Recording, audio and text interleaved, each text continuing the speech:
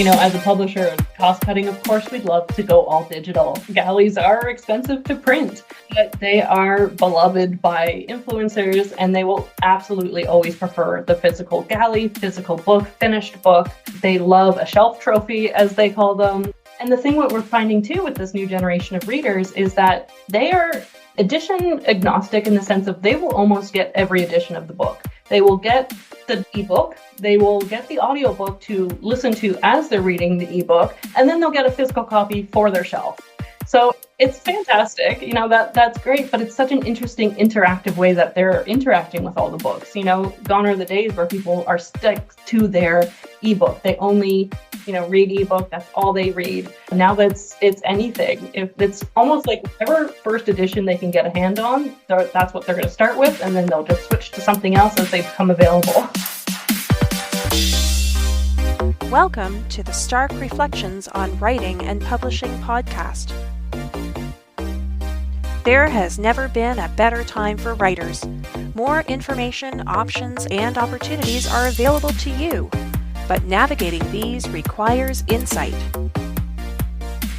Join Mark Leslie Lefebvre as he draws upon more than a quarter century of experience as a writer, a bookseller, and a trusted book industry consultant to explore and reflect on the writing and publishing landscape to help you make informed choices on your writer journey.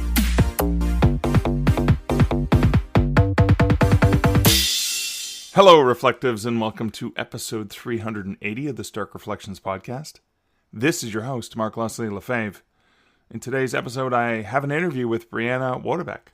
Brianna, an honors bachelor graduate in creative writing and publishing from Sheridan College, not only transitioned from writing to publishing, but also from independent publishing to her current role as assistant manager of digital marketing at HarperCollins.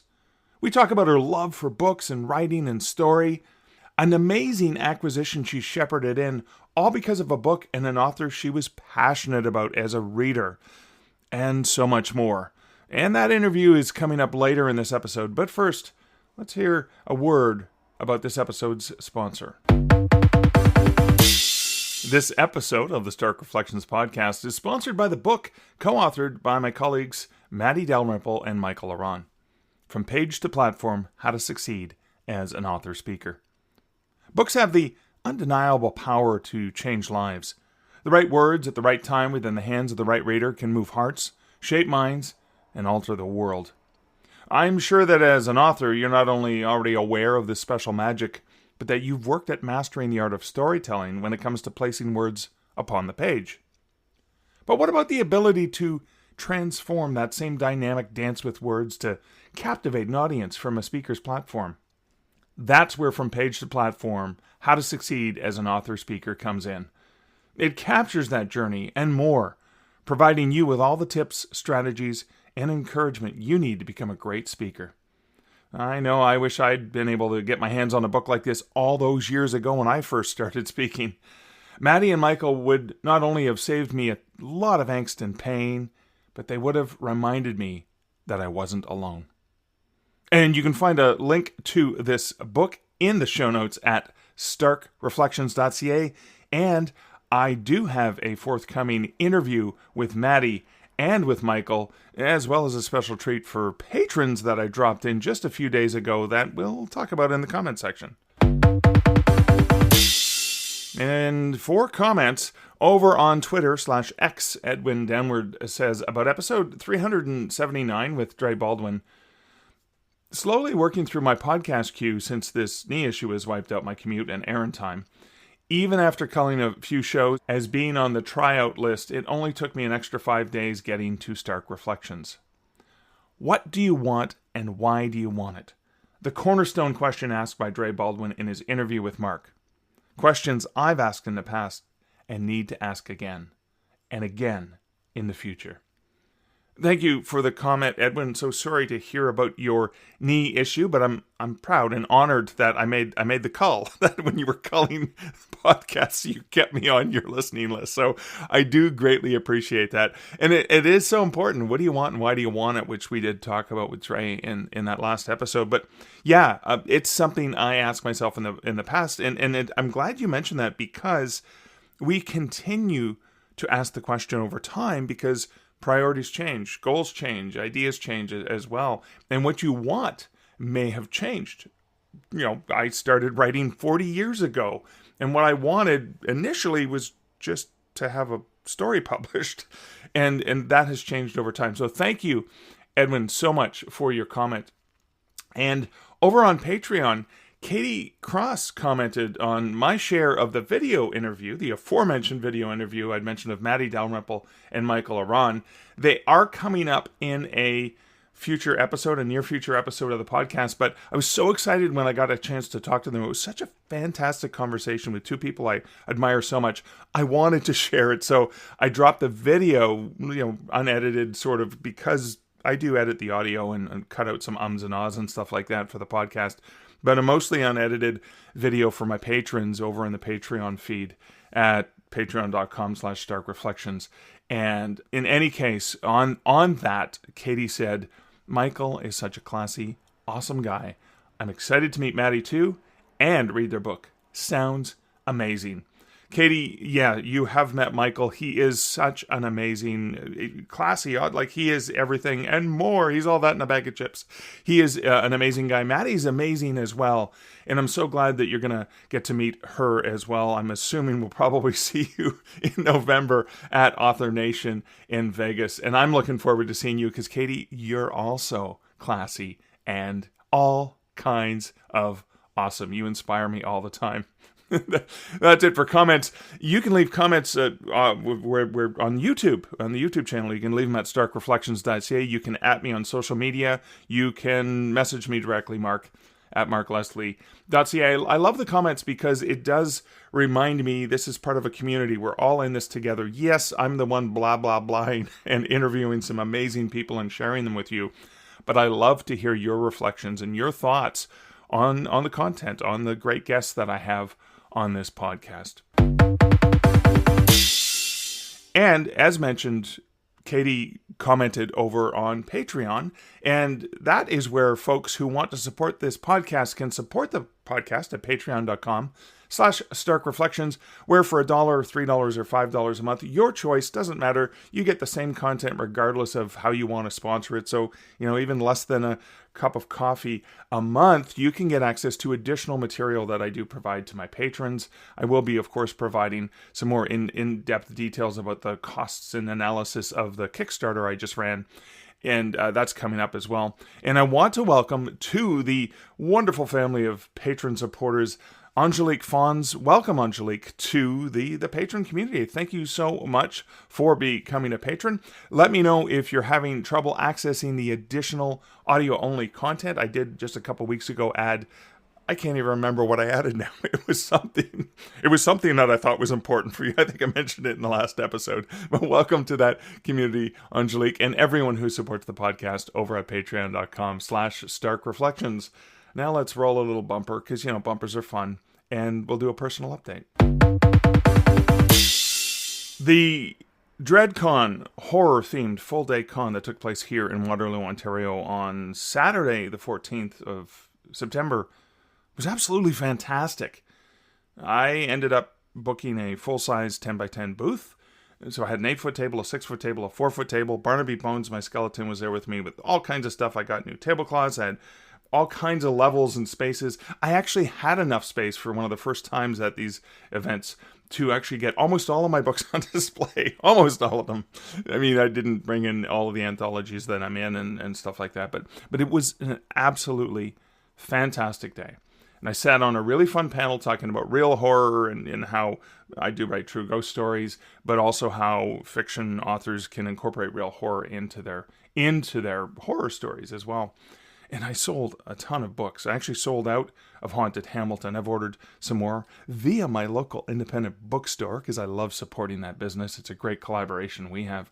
And I got to chat with so many awesome people at DreadCon. Just an amazing day. And then to top it all off, post-con drinks at the Hoother Hotel in Uptown Waterloo. It was a fantastic cap to a long and delightful day. It had been 12 days since I had had a beer.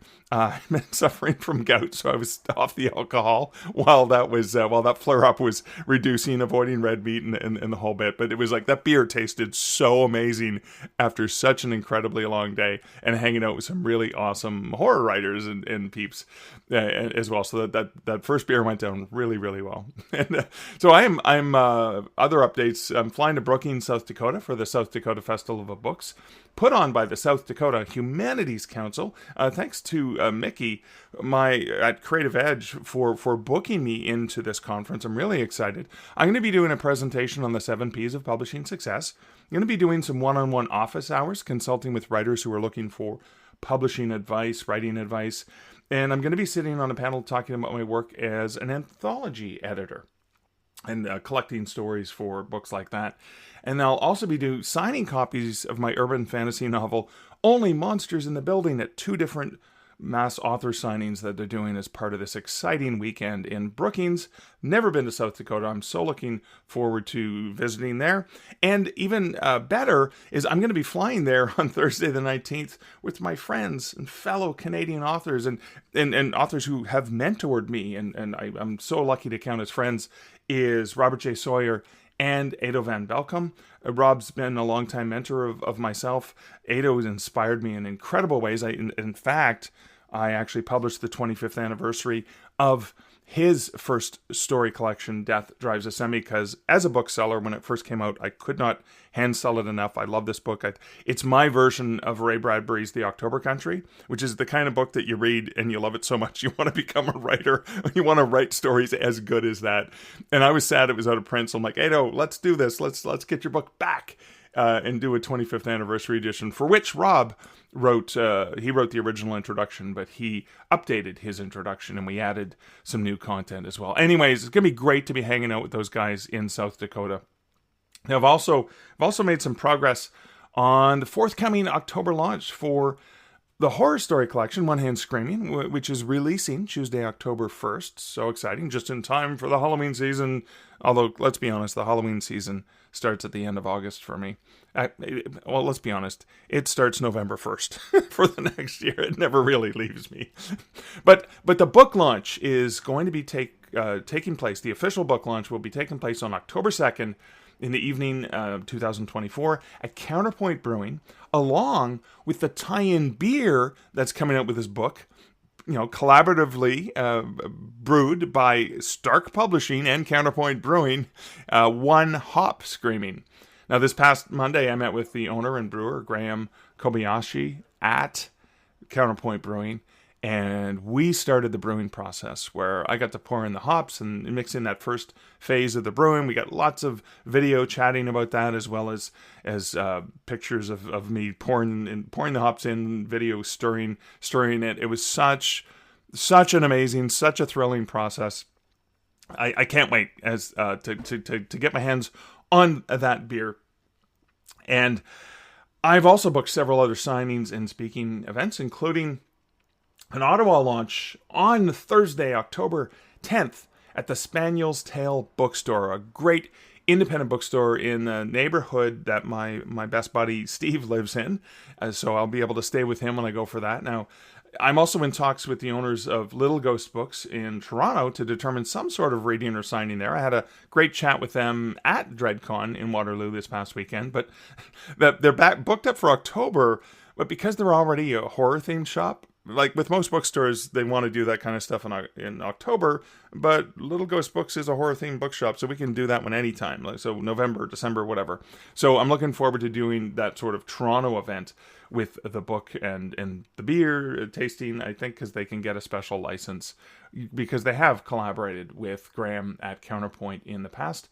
And then, let me see, I'll be at the Indigo Cambridge on Saturday, October 12th, signing books. I'll be at the Coles in Limeridge Mall in Hamilton on October 26th. It's kind of cool because 20 years ago when I launched my first book, it was at that, I launched it up in Sudbury, but I did do a signing over at that Limeridge Mall, and I know their staff are really excited about horror titles, so that'll be a lot of fun. And on Saturday, November 2nd, when I'm back in Ottawa as a guest at CanCon, conference there, which runs November 1st, 2nd, and 3rd. I'm going to be doing a Saturday afternoon book signing at Perfect Books, a lovely independent bookstore that I did an event with Creepy Capital from Dundurn when that came out several years ago. And they're on Elgin Street, which is just around the block and down the street from the hotel where CanCon's being held.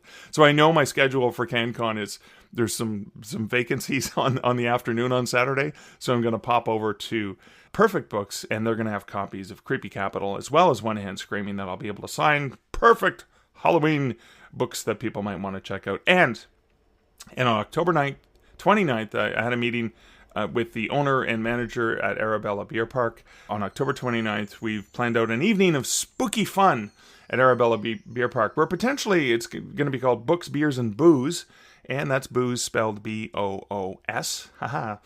Where, yes, that's one of my stupid dad joke play on words ideas. We'll see if they go with it. But I'm going to have One Hand Screaming there.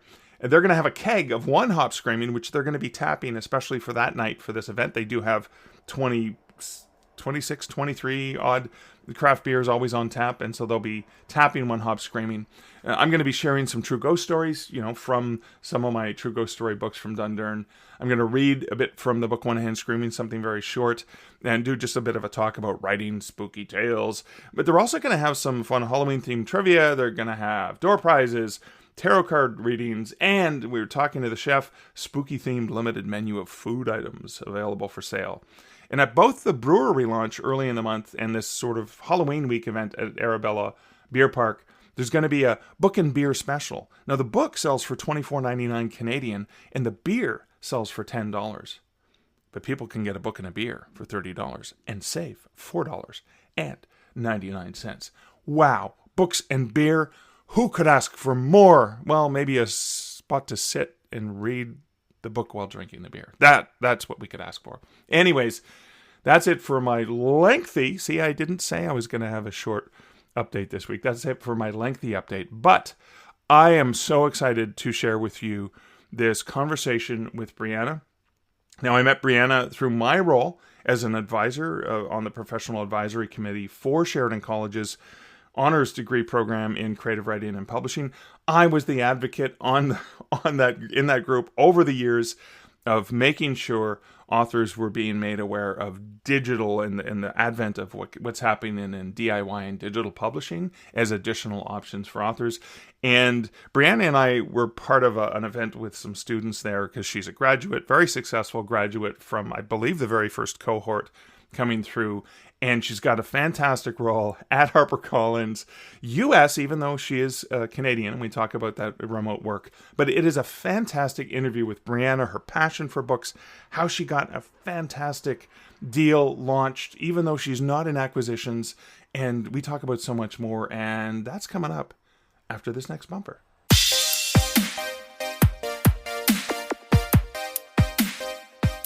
Hey, Brianna, welcome to the Stark Reflections podcast.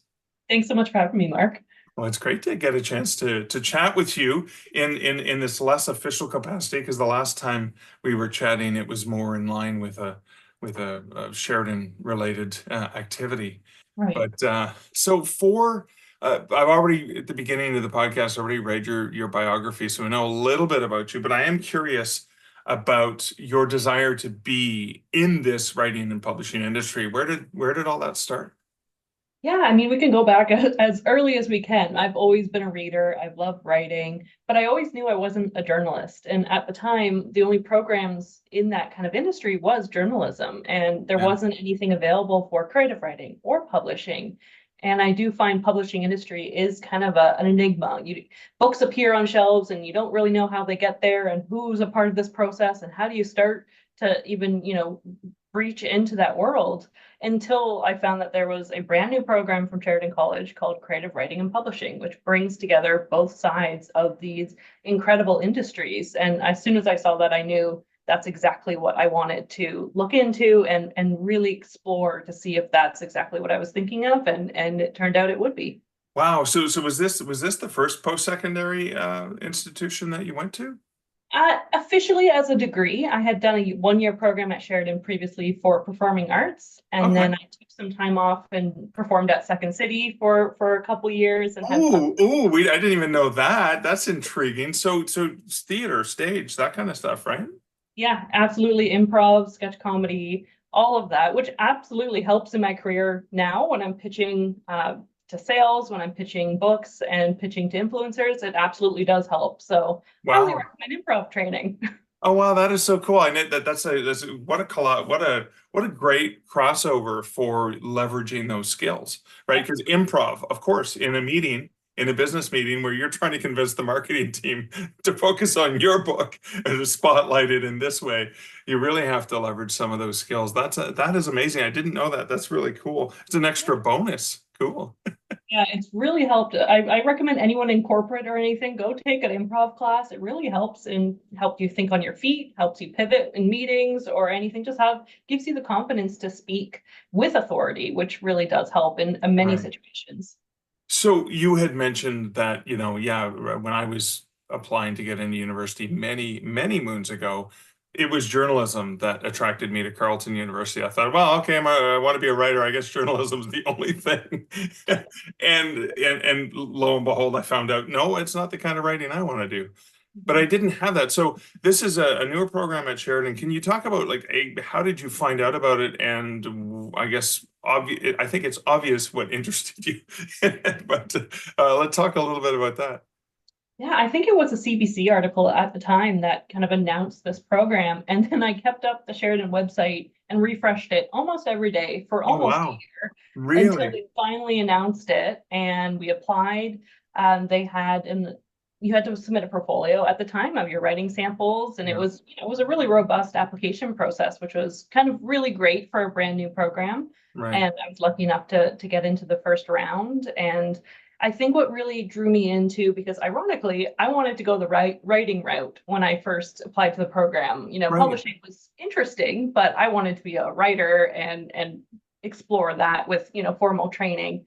And it was very quickly when I pivoted to publishing and realized, oh, that's really interesting and it's fun and you can really be creative as much as you can be on the creating writing side as well. Well, I think there's a benefit there and obviously I'm a little bit biased towards the program, but I think there's a great balance there in terms of you went in with a certain perspective and you got, especially in the first year, you don't really start to specialize until later years in the program, but you get a little bit of everything. So you get a taste of this and a taste of that. And so was it in that first year that's when that aha moment happened, or was it a slow evolution?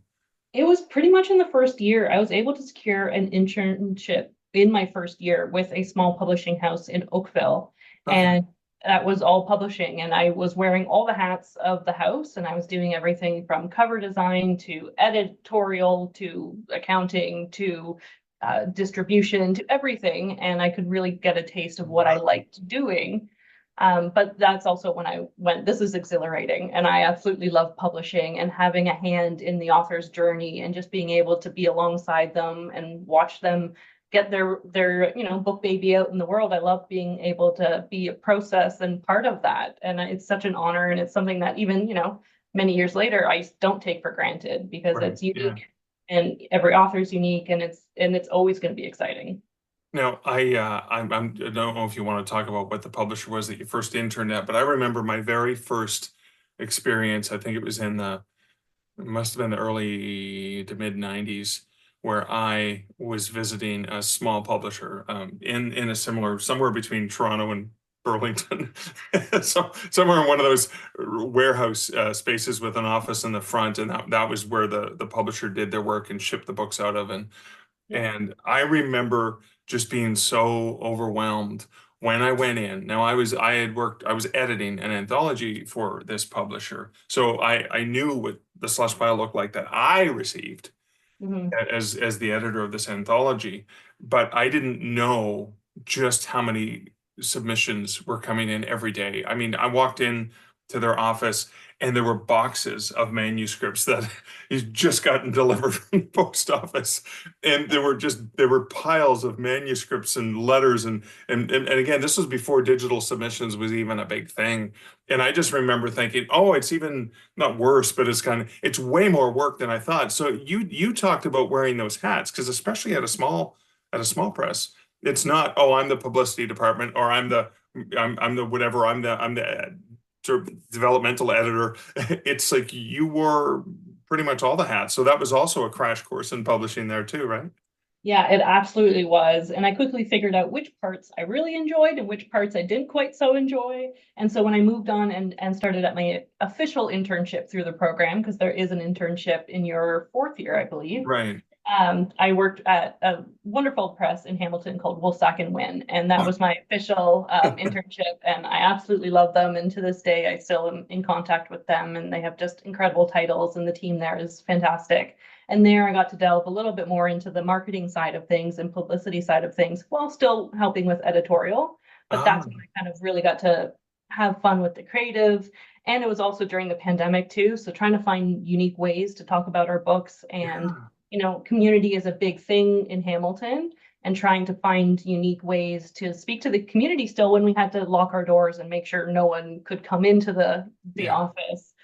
We ended up creating this little cardboard little free library that you could scan from the street and download some of our books as like a little offering to connect with the community as people are walking by our store window, because our store window was always such a gorgeous, array of representation of our books. And it was really an innovative and scary time, but I was glad to be part of their team at the time. Yeah, and what I love about James Street North in Hamilton, and Woolsack and Wynn's got that office right on the street front, which is kind of rare. You don't kind of see, it's like, oh wow, there's a publisher right there. Walk in and sell Noelle my manuscript. But I mean, yes, obviously no walk-in traffic. But so I know a lot of larger publishers ended up not canceling or delaying. When the pandemic was first announced, it was like, oh, we're supposed to publish this summer or this fall, we're delaying it. Did Woolsack and Wynne end up delaying titles that way, or was it just no, this is what we need to do, we're just going to do it a different way? Yeah, it was really kind of business as usual from the outside looking in. Titles released on time, and everything was kind of a well-oiled machine with our small little intimate team. And it was a really supportive time with all of us as well. But the authors understood, and everyone was just so understanding too of if if someone got sick or if there were delays, but there was nothing that came to mind that was anything significant. Wow. So that's the two internships. So one was an unofficial one that you must have found on your own, or was it through the college? How did that work? It was through a professor who it wasn't through Sheridan College, but it was a professor who knew of the listing, and then offered it to me, who she knew that I was kind of interested of starting in the industry. So it was kind of unofficial, official at the time. But it wasn't through, through the program itself, which was the Woolsack and Wynne. And that was the fourth year program, right? Okay, cool. And Noelle being one of the advisors who helped put the course together too. So obviously it was going to be very supportive in the cohort of students coming through. So you had that experience in fourth year with Woolsack and Wynne. And then you must have done, I see the ampersand behind you, you must have worked on some of the publications. Is that part of the program, or was that volunteer in addition to the program that you worked on? Which publications with Woolsack? Like ampersand as the actual publication that was created by the students of that program. That started coming into fruition just as our first graduating class was leaving. Oh, so, I see. It's just at the cusp of that. Okay. Yeah. So I love ampersands, but it's more to commemorate the program of the creative writing and publishing brought together. Yeah. Right. Okay. And I guess I've forgotten the timeline because it was a bit of a blur in those years as you were graduating too, because you were graduating around the time that the world was shutting down in many ways, right? Yeah, our last couple of semesters were completely virtual. Everything was shut down. Our graduation was virtual. I had to deliver my valedictorian speech via video. So it was very surreal, but we got through it. Yeah. Now we can look back on those days as character building. Yeah. Of course. So what next? What happened next? So you graduated, you had interned with Woolsack and Wynne, and then what were those next steps for you? Yeah, before I fully graduated, of course, I started applying to any publishing job that I could think of and anything that was open and available that would be of interest to me. And I kind of just started applying, realizing I'd be doing a lot of interviewing. And, you spend the last 4 years being told how difficult it is to get into the publishing industry. So, we were not naive in the sense of that, if you don't get a job right away, that is completely normal and it can be very hard to get into the industry. Right. So, I had a few interviews, didn't hear anything back. And then I did apply to HarperCollins on a whim. This working at HarperCollins was always my dream. It was my 10-year plan. It was my background of my laptop in high school. So it's always been kind of in this back of my mind company. And so on a whim, I just applied because why not? Yeah. And I ended up securing the job about 2 months after I graduated. And so I started as a digital marketing coordinator. And then 4 months after that, I was promoted to assistant manager. And then the rest is history. I'm still here. Wow. Now I want to ask, is this HarperCollins Canada or HarperCollins US? Which HarperCollins are you? HarperCollins US. Okay. We are a division called HTP Books, which is a subset of technically Harlequin, but the way our business model is, we're trade. We are more similar to HarperCollins at this point than the Harlequin, which is Harlequin brand is the other subset, which is your subscription Harlequin romances and your series books like that, which is a little different than traditional trade publishing and books like that. Wow. Okay. So it's kind of interesting because I had assumed, I think when you first mentioned previous conversations that you were with Harper, I assumed HarperCollins Canada because Toronto, right, that area. But so because I guess by that point in time, people were recognizing you didn't need to be in an office in New York to get the work done, right?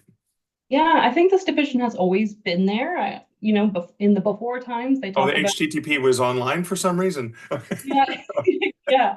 Half our team is in New York, so they would always have virtual calls. So it's always had been this kind of hybrid model even before the pandemic, which I guess worked in the favor of the transition into this new world that we're living in. Yeah. Yeah, so everything I do is US spelling and it's the US market and US influencers and everything is US based. That's interesting. So I have to ask because New York's one of my favorite cities in the entire world. I got married there a couple of weeks ago. But do you get? I know you talk to your colleagues there all the time on virtual meetings, but do you get to go? Would you get to go to New York to see them in person? I went in June. Yeah, I absolutely went in June, and it was incredible. The office is incredible. Apparently, it was on the set of Sex and the City movie. They filmed in the HarperCollins office, so it's very iconic. And it's just as magical as you think it was. It was very cool to see. Awesome. Okay, so now we're drooling over this New York publishing outfit that you're working for. I want to go back to something because I'm not sure if this is something that my listeners will be familiar with, but internships in the high tech industry and in a lot of the industries that I've worked in the last several years, the internships tend to be paid, but internships in publishing, even if you're living in Manhattan, expensive rent, are not paid. Is that still the norm in publishing? It can be either or. So my first one in the first year of my program was paid. Okay. It was paid fairly well. It was kind of like a minimum wage part-time job. It was right. Oh, so it actually paid because I've seen that a lot of internships are in publishing where typically, okay, you're going to be there for 6 months and and learn and the benefit is you get to learn and get to network and connect. And if you're really good, maybe you have a job, right? Yeah. So that one was paid. And then my second internship had an honorarium, which I received monthly. Yeah. It's honorary. Yeah, like writers get honorariums all the time that may not pay the bills, but it never hurts to have that extra cash in your pocket. So yeah. No, but that is one of the aspects that sometimes happens in publishing, right? It's a little bit more dynamic now. But when you went to HarperCollins, that was a paid position initially, right? And it was a full-time position? Yep, full-time. Yep, benefits, everything. Our interns are paid full-time as well. So that's always good to note. Yeah. Oh no, that is really good. I love that.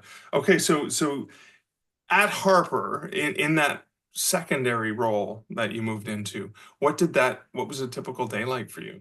It's a lot of more digital strategy, Okay. looking at influencers, how they're kind of commanding the market at this time, because they are everything at this point. Book Talk, Bookstagram, they are kind of the ones we listen to the most, and it's Okay. how to kind of use that as a strategy of the books that we're selling. So a lot of it was more strategic than execution at that point as a coordinator. So more like watching, planning, learning, understanding who's doing what, understanding what's working, and then Yeah. maybe suggesting strategies to the higher ups. Yeah, finding unique ways to talk to the market. There's tons of books. Everything is so saturated now. You see the same five books on TikTok now. So it's finding new ways to break through Right. that, speak to these people that are very, very smart. They know exactly what they want, and they can see right through you when you're trying to sell them something. So how do you speak to them as authentically as possible while also Yeah. getting them on board with all the books that you're trying to talk to them about? So I have to say this because as an author, and even somebody who helps other authors, and this just happened at When Words Collide conference in Calgary. An author said, "Oh, somebody reached out to me on Instagram and said, for only $50, they would post my book on their account." And my first advice was, without even looking at their account, run screaming in the other direction, because the only people who follow them are probably the other authors who paid $50 to get their book post. I mean, because usually the influencers have a lineup of people who want to get them stuff. They don't usually have to come begging. Now, there's a difference if somebody's just a startup, but I must, I can imagine that you as a publisher must also be dealing with that on an ongoing basis, or at least somebody in your division is constantly dealing with these Johnny come lately influencer wannabes who just want to make a quick buck off of getting a review posted. Yeah, I mean, it's a balance. Just earlier this year, myself and a colleague, we started a program called The Hive, which is our in-house influencer program. Yeah, So it is with over 2,200 members at this point, which are all book lovers. And what we're trying to do is create a book community and right, kind of, skirt that aspect of people coming to ask and like begging for arcs and begging for, that kind of thing. We're trying to skirt that by making a book community and having everyone involved and right, having, right, everyone has a voice. Whoever's in the Hive gets auto approval on NetGalley, so they have access to all of our titles digitally at any time. right. So they all have that kind of community as well. So that's been very successful, and it's kind of helped with that, piecemeal contact that we used to get with influencers that would come and Right. reach out to us. Oh, I love that you've made it more of a community so people can kind of interact with one another, et cetera. So let's talk a little bit about, I was still working as a bookstore manager when NetGalley was first created. So I had created a bookstore, buyer account so I could get access to digital arcs that I couldn't get physically, so I could check things out to see if I wanted to order them from my store. But what I'm seeing, especially on the book talk and those, whatever, is it's the book unboxing, it's the physical artifact of holding and propping the book up.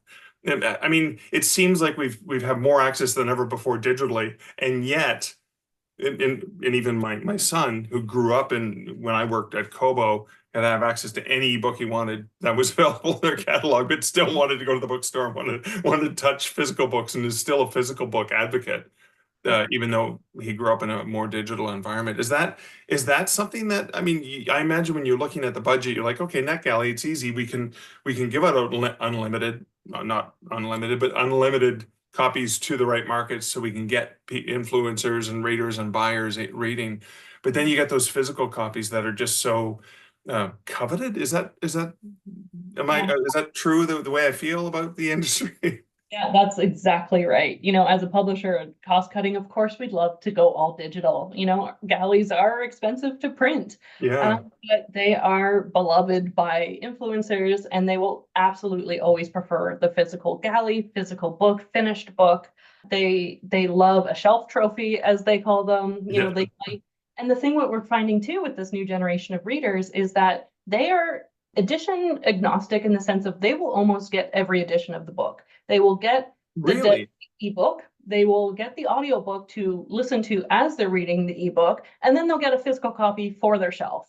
So it's fantastic, that's great, but it's such an interesting interactive way that they're interacting with all the books. Gone are the days where people are stuck to their ebook. They only, read ebook. That's all they read. Now it's anything. If it's almost like whatever first edition they can get a hand on, that's what they're going to start with, and then they'll just switch to something else as they become available. I love that. I remember a study Kobo had done early in the ebook reading phase, and it basically showed that people who adapted a digital diet of reading read 3 times as many books as they could because they could get access to them more quickly. Didn't have to wait for shipping and stuff like that. They, in a lot of cases, could be cost effective because you're not paying for shipping. But also, I mean, or even just going to your local bookstore and picking them up. But they ended up buying twice as many print books as they used to buy before they started reading digitally. Because, I mean, again, these shelves are all signed. And I've probably read most of the books in ebook or listened to the audiobook version, but that's not going to stop me from also then going and meeting the author at a book event and wanting to get a signed copy because, sorry, book nerds are us over here. We got to have our signed copies. Absolutely. Yep. All of them. I have little scars on my spines where the ones are signed or anything like that. Absolutely. Yeah. Awesome. So let's talk about some of your success stories, some of the really fun things you've had the opportunity to do, with HarperCollins. Yeah, I mean, there's so many. When you have a passion, and it truly is your passion, as cliche as is when when you love what you do, you don't work. It really is true. Right. And I mean, this week, if you're not seeing the video version, I have 4 versions of the same book on a shelf behind me, and it's called Voyage of the Damned by Frances White, and it just came out in North America on this Tuesday. And this is kind of my passion project of this year because I read this book with my book club earlier this year, about in January or February. Okay. And I went to go purchase a copy for myself and realized I couldn't find it on Amazon. I couldn't find it in any retailer. And I did some deep diving, and it was only published in the UK. Okay. And I absolutely fell in love with this book. It has everything you ever want. It's, it's kind of like an Agatha Christie murder mystery with light fantasy. It's queer, it has body positivity, disability rep, it has everything you ever want. It's hilarious, it's fantastic. I absolutely fell in love with it. And the author's fantastic. And it became an instant bestseller in the UK. It was really great gaining traction on TikTok. And it's kind of all those things that make you sit up a little straighter. And it's just the kind of book that I was like, this needs to be in more people's hands. This is fantastic. So being the person that I am, I put together a whole PowerPoint with data and graphs and quotes and assets and all the bells and whistles. And I presented it to the higher ups in the company and said, this is, a huge opportunity. I think, this book deserves North American rights. And then 4 days later, without the editorial director reading it, they acquired the rights about a day before London Book Fair, which is, the biggest rights festival of the industry. Get in before the fighting happens at LBF, right? Exactly. Yeah, 4 days later, we secured rights, and we have the rights to her next 2 books, and I can't wait. And it's just amazing. We have an Indigo and Barnes & Noble exclusive edition, which has sprayed edges and gorgeous end papers. Really? And the first edition as well for all the other retailers are also sprayed edges and very fancy. So gorgeous. Gorgeous. I have 4 copies of the same book because they're all different and all pretty. Wow. But that's been very exciting. And so this just came out August 20th, 2024, the day we're recording this a few days after that. Yes. So that means I can go down to probably Wordsworth Books here in Waterloo, Ontario, and it may have a copy on the shelves already. Yeah, absolutely. Awesome. So wait a second, but you're not an acquisitions editor with HarperCollins. So I just find I love that collaborative because obviously what you do is sell the books that somebody else has acquired. But this was one that you found out of your own passion. Yeah. Was it published by HarperCollins UK? No, Penguin. So it was a different publisher too. And so this is another thing that any indie authors listening to this may not realize is that there's a lot of rights splitting with sometimes within the same publisher, right? Harper UK may buy it, but Harper Canada didn't, or Harper US and Canada often do a lot of things collaboratively. But so this was with Penguin, one of the Penguin imprints in the UK, but not acquired for North America yet. Right. Yeah. And it was, wow. I was shocked. And it's funny because at the beginning, I slid into France's DMs as a reader. And I said, do you know when this is going to become available in North America? And she replied, I don't know. I don't know if it ever will, to be honest. Like, I'm sorry. And then a couple weeks later, I was able to slide in again and say, do you remember when I asked you? I was able to get them for you. And we're very excited to. And she was just Wow. so ecstatic. And no, I'm not an acquisitions editor. I'm just a book nerd. And I just saw an opportunity that she just so desperately needed this book out into the world. And this book needed to be more available to people. And that's just, titles aside, that's just where my passion is. And that's where I just decided to do a little passion project. And if it went somewhere, it went somewhere. And if it didn't, at least I fought for it. But I think there's an important lesson in authors. So, for example, I just came back from writers' conference, about 800 people there, and there are writers who are there clutching their manuscript, just hoping for that pitch session, that one-on-one with an agent or with an editor from a particular publishing house, and not recognizing that yes, those are the people who are the agent's going to be your advocate who goes out and pitches to publishers, and the internal editor is going to have to argue against other editors because they only have so much room and so much of a budget. But that doesn't mean that other people who work in the publishing industry don't still have a voice. So it's almost like, be nice to everyone, because you never know. You never know when the intern or the publicist or the person who's doing some other work, picks up on something and goes, oh, this looks interesting. You never know who's watching, right? Absolutely. And that's the amazing thing about this, TikTok world and the way social media is going is the gatekeeping, the barriers are lowering in a sense that you're right. It can be anyone that brings your book or manuscript to the people that need to see it. And even there is some unorthodox ways that we're reaching out to people. We're not going through agents sometimes. I'm in the process of securing another author that I had a passion project with. Oh, look at that. I can't say who yet. Of course. But we reached out via Instagram direct message. Yeah.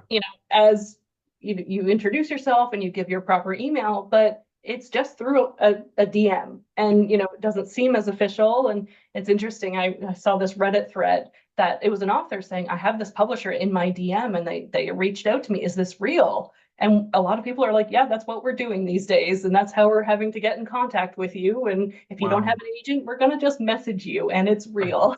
Yeah, it's real. But I often will tell writers before you get back in contact or sign, double check the name of the outfit and go check Writer Beware, because while HarperCollins is one of the big 5 publishers and very legit, and obviously be very much an honor for anyone to be reached out to by a publisher like HarperCollins, there's lots of people who pretend to be HarperCollins-esque and try to take advantage of writers by saying, oh, and only pay us $10,000 and you too will be published. So yeah. I always say, go to Writer Beware, check that website out before you, just make sure they're actually real. Yeah, do your homework, but also don't delete it right away. Yeah, exactly. It's always worth it, right? When I get the phone call that says, we want to turn your book, and they mention one of my nonfiction books for writers into a TV series, a fictional TV series, I'm like, you have no idea. You're just cold calling anyone with a book, aren't you? Yeah. I don't tend to get excited about those calls. But anyways, okay, so wow. So many interesting things. So now that you're fully ingrained and you've been involved in so many different aspects of the publishing industry, right? With the great education, the great experience you've had with multiple publishing outfits, and now what you get to do collaborating with the acquisitions people and doing all that stuff. What's advice that you wish, writers would have, that you would love to endow them with? So here's some things that you should know about this traditional publishing realm, and what's something that would potentially be useful for them as they're pursuing that path.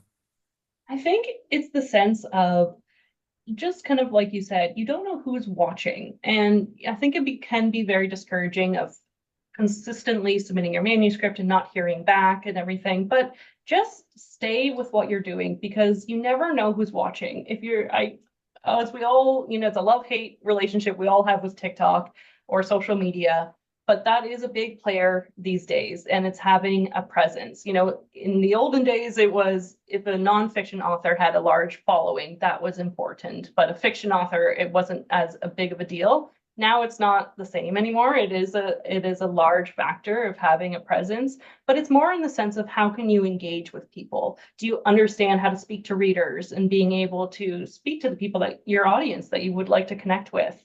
So I think keeping your head down and just building a brand or presence as much as possible and being as authentic. I'm not saying, do the dances on TikTok and try to be with the kids and the Gen Zs and all of that, but just being you, being authentic online, and people showing the process of writing a book. It's very successful because people just love seeing the human behind everything and seeing the behind the scenes of being an author, and seeing the ups and downs of being a published author, or an author trying to be published, because there's so many people out there that are in the same boat and they don't have that representation.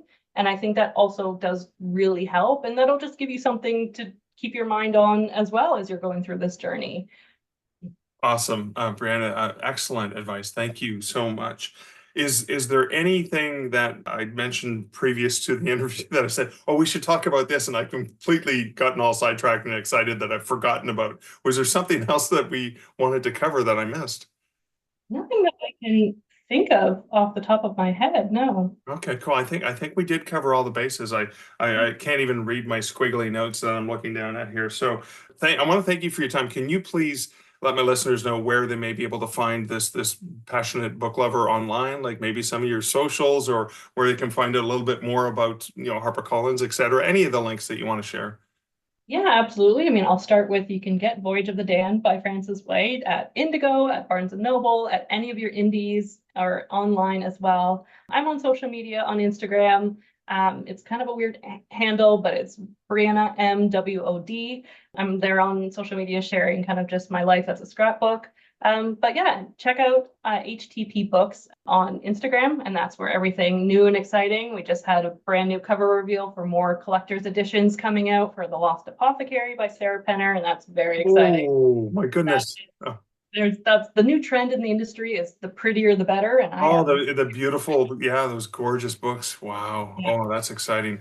Thank you. I'll have links to all of those in the show notes at starkreflections.ca. And Brianna, I want to say thanks again for hanging out with me today. Thank you so much for having me, Mark. So many things to reflect on in that wonderful conversation with Brianna. The first one is the concept when she was talking about the influencers.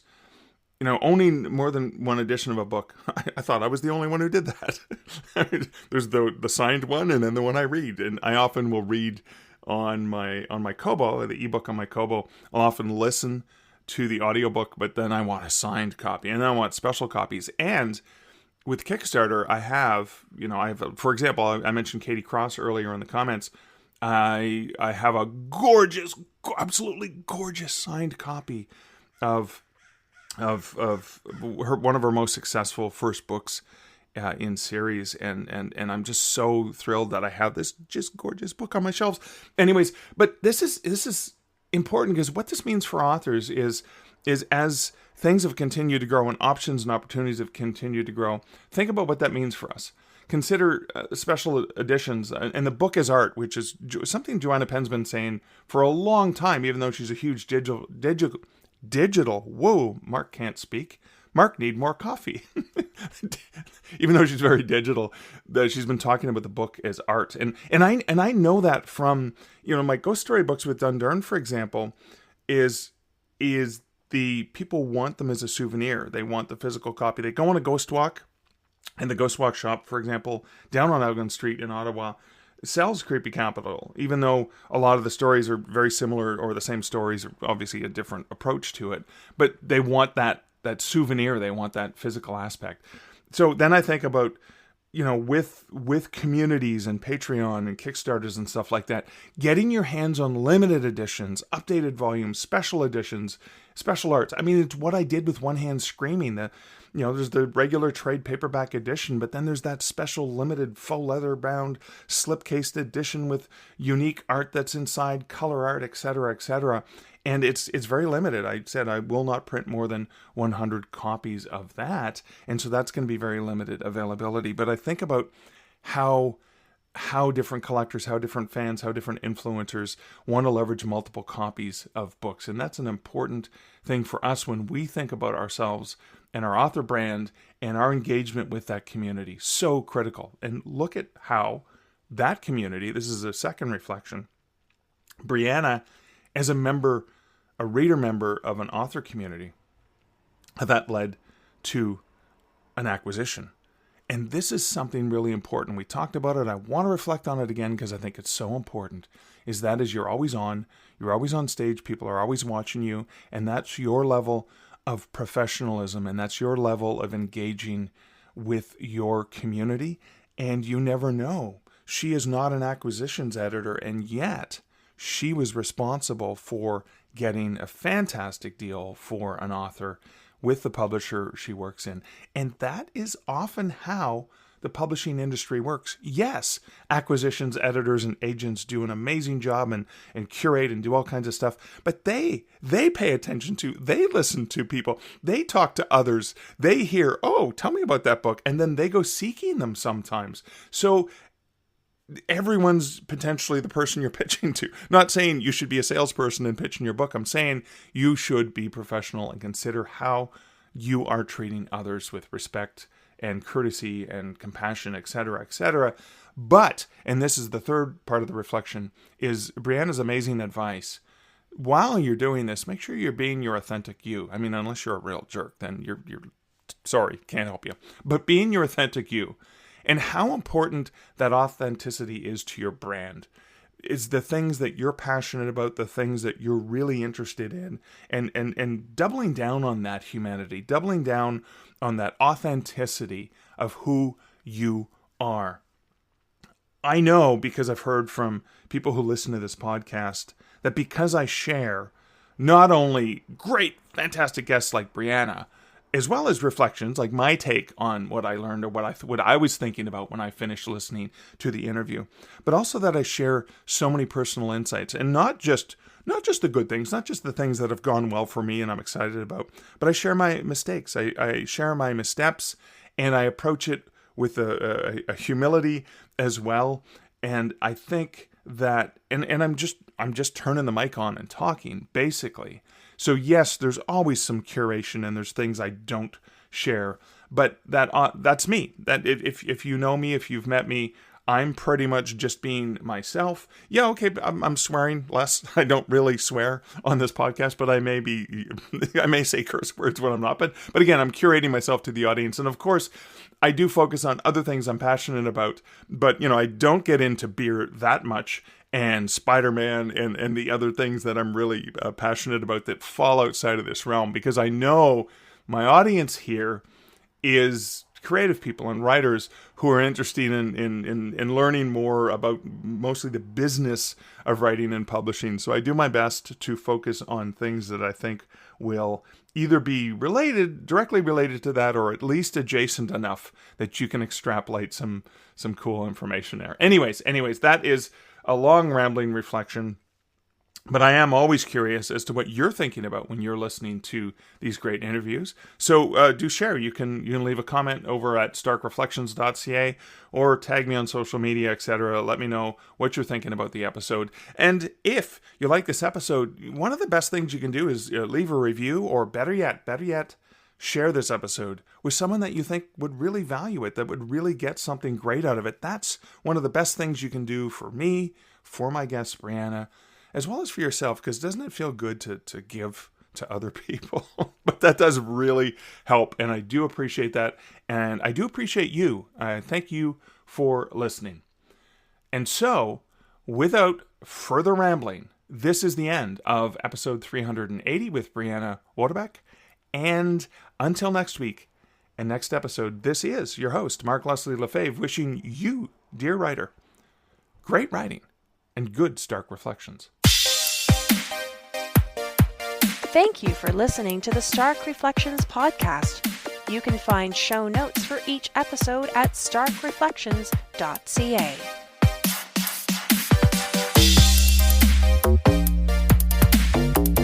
The music for this podcast, Laser Groove, was composed and produced by Kevin MacLeod. Check out more of Kevin's great music at incomptech.com.